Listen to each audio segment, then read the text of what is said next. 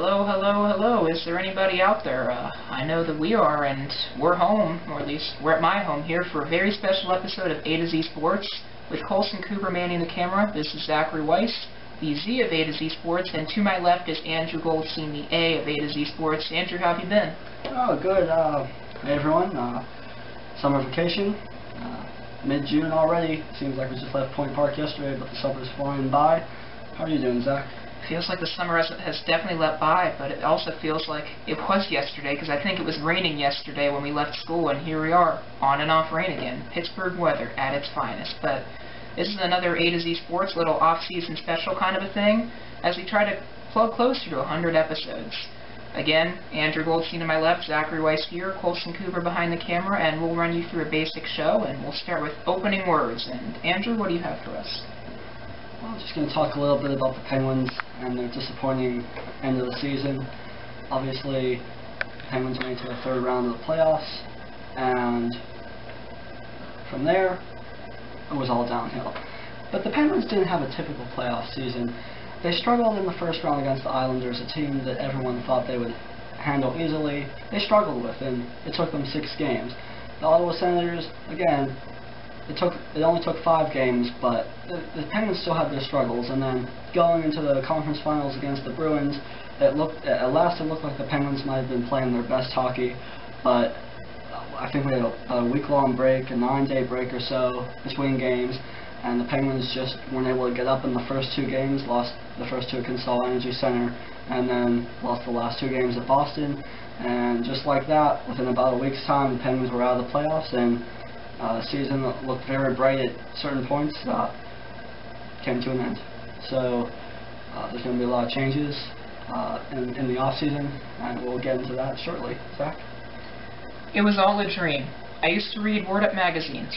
Salt and Pepper with Heavy D up in the limousine. Alright, that's Pedro Alvarez's batting song, but enough about that. We should just, I guess, talk about the Pirates. So, Pittsburgh Pirates are off to a very similar start.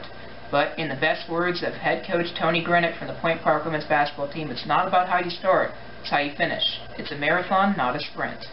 Which means, right now we're looking at June, and the Pirates are contending for a wild card spot. Last time I checked, the season ended in September. And it still ends in September regular season before the postseason begins. The Pirates have already played the Braves. Whether that's good or bad, I have no idea. But the Central's still very promising. You have the St. Louis Cardinals, who, yes, they're on a roll, but their bullpen is like a piece of duct tape. The Cubs, well, they're the Cubs. The Brewers have been disappointing a lot of people, and we're on the verge of Ryan Braun getting another suspension due to this whole biogenesis link. Which leaves the Reds, who probably should win this division. They're the best team on paper in the division.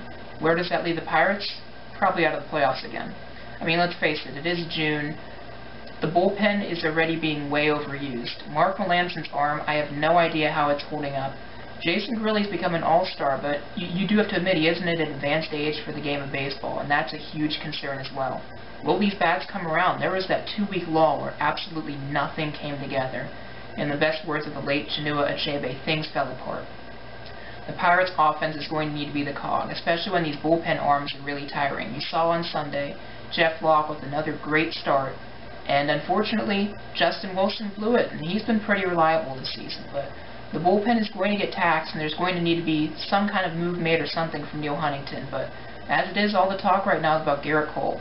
What Garrett Cole's going to do tomorrow, yes, it's his first start, but at the same token, it's a very important step in the Pirates' minor league development and major league development ultimately. And it's a really big test against the San Francisco Giants tomorrow night. We have high expectations for Garrett Cole. What he'll do, no one knows, but with 2 starters already down, it's not looking good early. But that's why they play 162 games.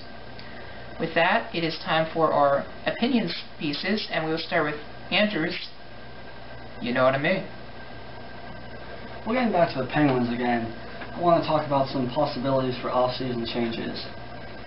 First off, the head coaching situation is now definitely going to have to be looked at by the Penguins, whether they make a change or not. And there's names out there, such as a Lindy Ruff or an Elaine Vigneault, that the Penguins could look to replace Dan Bylsma. However, it doesn't seem likely that the Penguins will choose to replace Dan Bylsma as head coach.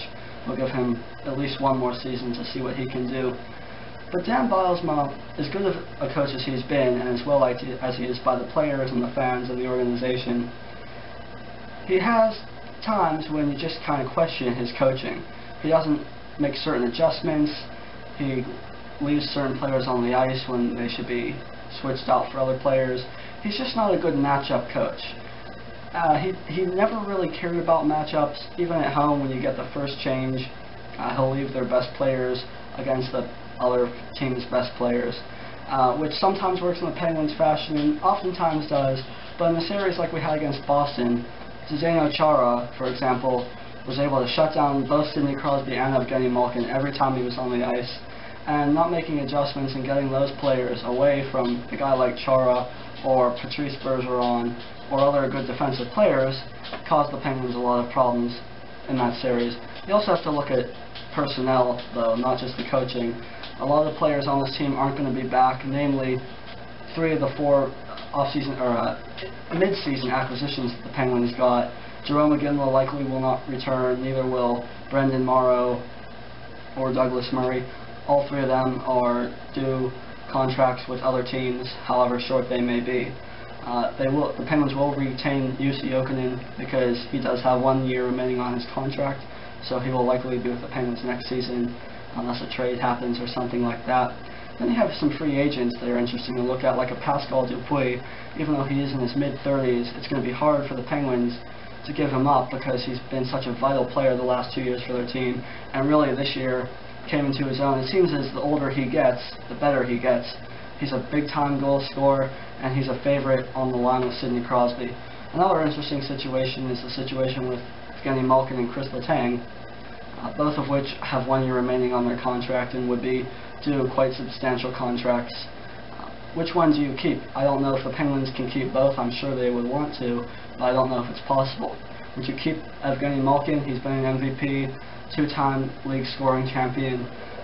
You know what you get from Evgeny Malkin, although there might be some discipline problems every now and again. But then you look at Chris Letang, what do you get from him? A Norris Trophy candidate, a defenseman that's going to put up a lot of points, a guy that's a real X-factor and a game changer at certain times, a leader on the power play. So it's hard to choose. I'm not going to say which one I would keep. That's for the Penguins to decide. But it's going to be a tough choice, and I highly doubt that 2 years from now, both of those players are going to be on the team. Will we trade one and get a large return for one of them, which could happen, or would we keep them both, try to keep them both? I don't know if that would be possible, but we'll see what happens. Zach? Tiger Woods and Sergio Garcia have been rivals since 1999, I would say, when they were kind of paired together. I believe it was the U.S. Open and the PGA Championship. I think it was PGA Championship. And that rivalry struck another chord at TPC Sawgrass. An incident happened on the second hole in the 3rd round of the Players' Championship, which is often referred to as the 5th major. And Sergio is on the far right rough, and Tiger is in the far left rough, and Sergio is further away, therefore he played his second shot, and the shot, not a bad shot, but as he's in his backswing, he hears applause, and immediately he thought Tiger Woods had hit. There's a big issue. Did Tiger hit? Did the club staff person, the supervisor, say, okay, go ahead, you can hit? When in fact, Tiger Woods had drawn a club from his bag, and people applauded him drawing a club from his bag. It really struck a wrong chord, and then moving forward the next week, after Tiger Woods won the event and Sergio Garcia splish-splashed it away after 2 water hazards on the 17th hole, there was a comment made about Tiger Woods and fried chicken, which was a very insensitive remark, and things have become a lot more sensitive. Just looking at sports as a culture, people are not afraid to speak about their sexual orientation, which is a tremendous step in sports that is now being accepted. And you look at sensitive remarks such as the fried chicken remark, and obviously that can be considered an insensitive remark.